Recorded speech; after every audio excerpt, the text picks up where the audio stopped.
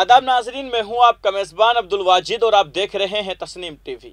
चलिए दोस्तों, रुक करते हैं आज की ताज़ा तरीन खबरों की तरफ। ऑल इंडिया मजलिस इत्तेहादुल मुस्लिमीन ने दिल्ली में शराब पर मुकम्मल तौर पर पाबंदी लगाने का मुतालबा किया है।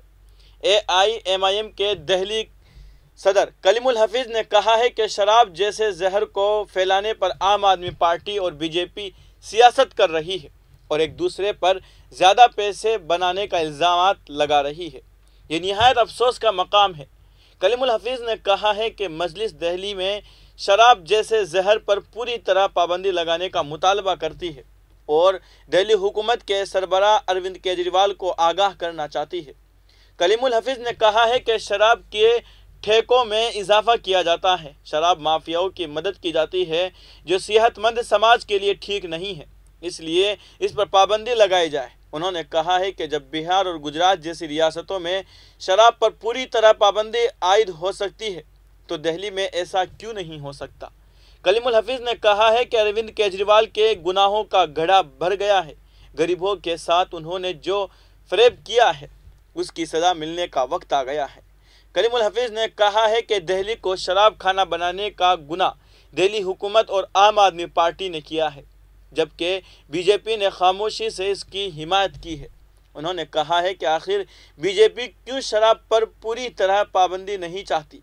दरअसल दोनों नुराकश्ती कर रहे हैं, इस गुनाह में दोनों शामिल हैं। सरकार की जानिब से कहा जा रहा है कि शराब की नई पॉलिसियाँ बदउनवानी ख़त्म करने के लिए लाई गई थी, ताहम अब यह पॉलिसी बदउनवानी घपलाबाजी की मिसाल बन गई है। कलीमुल हफीज ने कहा है कि अगर अरविंद केजरीवाल में ज़रा भी इंसानियत है तो उनको शराब पर पूरी तरह से दिल्ली में पाबंदी आयद कर देना चाहिए।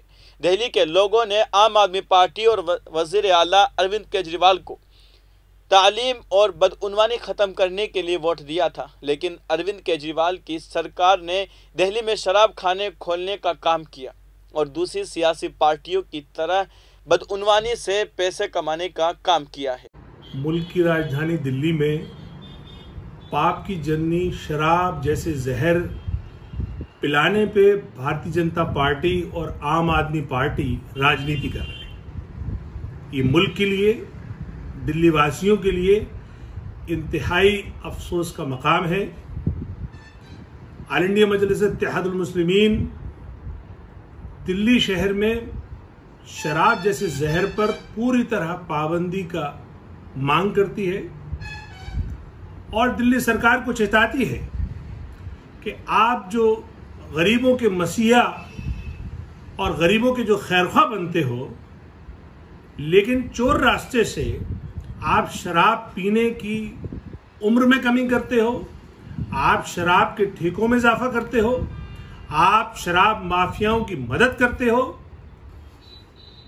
यानी कि आप गरीबों को तबाह करने की पॉलिसी बनाते हो।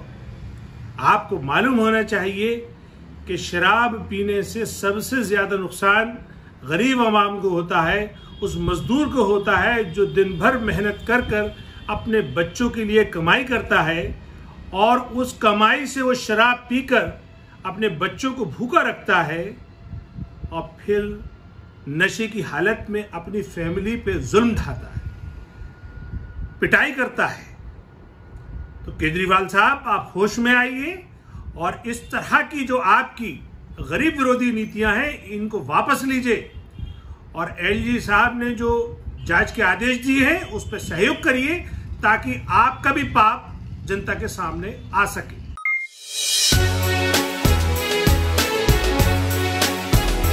अब रुक करते हैं अगली खबर की तरफ। पाकिस्तान के मीडिया के मुताबिक समाजी राब्ते की वेबसाइट ट्विटर पर जारी एक बयान में साबिक वज़ीर आज़म ने कहा है कि 30 बरसों से ज़ायद मुद्दत में पाकिस्तान की लूट खसोट से जमा की गई अपनी गैर कानूनी दौलत बचाने के लिए जरदारी और शरीफ माफिया ने सिर्फ 3 माह से कुछ ही ज़ायद अरसे में मुल्क को सियासी और इक्तिसादी तौर पर घुटनों के बल गिरा दिया है। मेरा सवाल यह है कि रियासती इदारे कब तक उसकी इजाज़त देते रहेंगे। उन्होंने कहा है कि कौम से अपने रवाबित और हकीकी आज़ादी की मीर पुकार पर उनके जवाब के बाद मैं कामिल यकीन से ये कह सकता हूँ कि आवाम पहले ही बहुत कुछ सह चुकी है। अब उन माफियाओं को लूट मार कर मार का सिलसिला बरकरार रखने की कतई इजाज़त नहीं देंगे। ट्वीट के अख्तिताम पर उन्होंने लिखा कि श्रीलंका की तरह हम इस सूरत हाल से ज़्यादा दूर नहीं जब हमारे लोग सड़कों पर उमड़ आएंगे। ख्याल रहे कि गुज़िश्ता रोज़ पंजाब असम्बली में वज़ीर आला के इंतखाबात से एक रोज़ कबल भी साबिक़ वज़ीर आज़म इमरान खान ने बयान दिया था कि कल हमारे मैंडेट को चोरी करने की कोशिश की गई तो मुल्क श्रीलंका की तरफ जाएगा, फिर कोई कंट्रोल नहीं कर सकेगा। उन्होंने कहा था कि इस वक्त आसिफ जरदारी, शहबाज शरीफ और मौलाना फजलुर रहमान ये सब कोशिश कर रहे हैं कि कल पंजाब असम्बली में वज़ीर आला का फैसला होना है और PTI का वज़ीर आला बनना है, लेकिन ये पैसा इस्तेमाल कर रहे हैं और 2 दिनों से हमारे लोगों को ख़रीदने की कोशिश कर रहे हैं।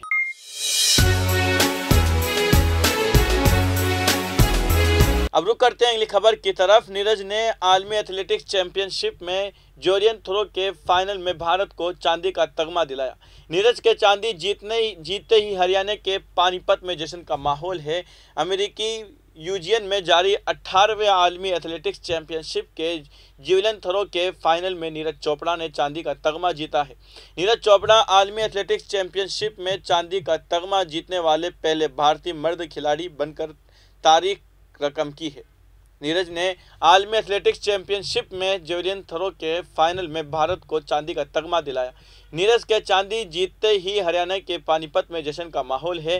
नीरज की इस कामयाबी पर उनके अहले खाना और गांव वाले जश्न मना रहे हैं, एक दूसरे को मिठाई खिला रहे हैं।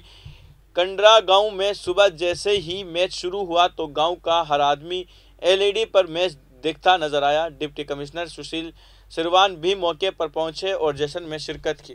नीरज के वालिद सतीश कुमार ने अपने बेटे की कामयाबी का जश्न मनाते हुए कहा कि उन्हें अभी मुल्क के लिए गोल्ड भी लाना है। नीरज 2003 में इंजो बूबी चार्ज के बाद आलमी एथलेटिक्स चैंपियनशिप में भारत के लिए तगमा जीतने वाले दूसरे खिलाड़ी बन गए हैं। जॉर्ज ने लंबी छलांग में भारत को कांसी का तगमा दिलाया था।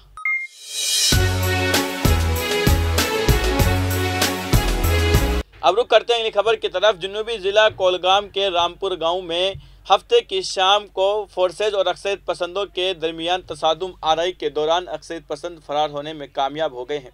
ज़राए से मालूम हुआ है कि हफ्ते की शाम को अक्सरियत पसंदों की मौजूदगी की इत्तला मिलने पर फौज बिशमोल आर्मी स्पेशल ऑपरेशन ग्रुप और CRPF ने जनूबी ज़िला कोलगाम के रामपुरा इलाके का मुहासरा किया। उन्होंने बताया कि जो ही फौज तलाशी कार्रवाइयों के दौरान अक्सरियत पसंदों के मकाम के करीब पहुंचे तो उन्होंने फौजी पार्टी पर फायरिंग शुरू की और फौज ने भी जवाबी कार्रवाई की, जिसकी नतीजे में तसादुम आराई शुरू हुई। उन्होंने बताया कि अगरचे गांव को पूरी तरह से सील करके 4 दायरों वाली सिक्योरिटी तैनात की गई, लेकिन उसके बावजूद इतवार की सुबह अक्सरियत पसंदों का कोई अता पता नहीं चल सका। ज़राए का कहना है कि रात की तारीकी का फ़ायदा उठाकर अक्सरियत पसंद फरार होने में कामयाब हुए। पुलिस ज़राए ने बताया कि गांव में तलाशी ऑपरेशन हनूज जारी है।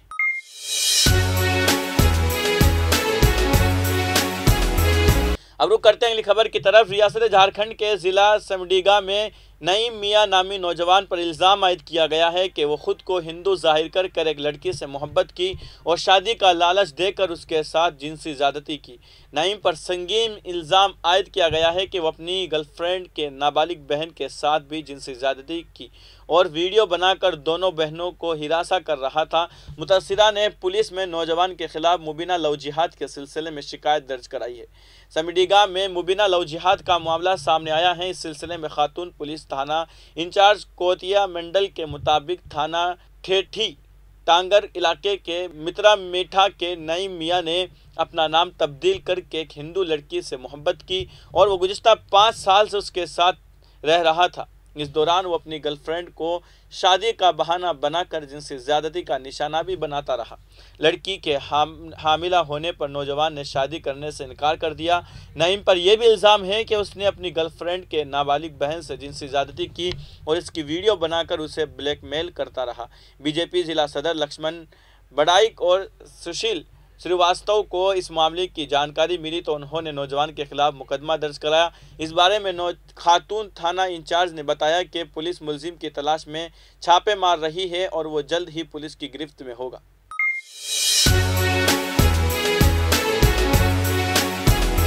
अब रुक करते हैं अगली खबर की तरफ। कारगिल विजय दिवस के मौके पर भारतीय फौज की जानिब से बाइक रैली निकाली गई। इस रैली में भारतीय फौज के शिमाली कमांड के बाइक रैली के शुरका ने वादी गलवान के बहादुरों को खिराज अकीदत पेश किया। वाज़ेह रहे कि 26 जुलाई सन 1999 में कारगिल जंग में भारत के पाकिस्तान पर जीत की याद में हर साल 26 जुलाई जो कारगिल विजय दिवस मनाया जाता है। 8 मई 1999 वो दिन था जब पाकिस्तान फौज पहली बार कारगिल के इलाके में भारतीय चरवाहों को दिखाई दी। इसके बाद चरवाहों ने यह बात भारतीय फौज को बताई।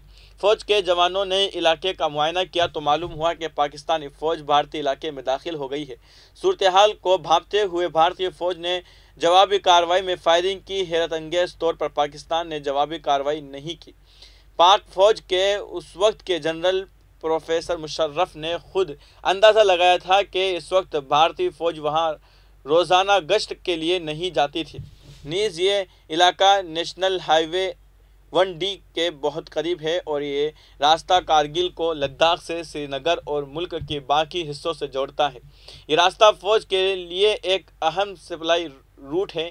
ये इलाका दुश्मन के कब्ज़े में जाने का मतलब फौज के लिए सप्लाई का बुरी तरह मुतासिर होना था।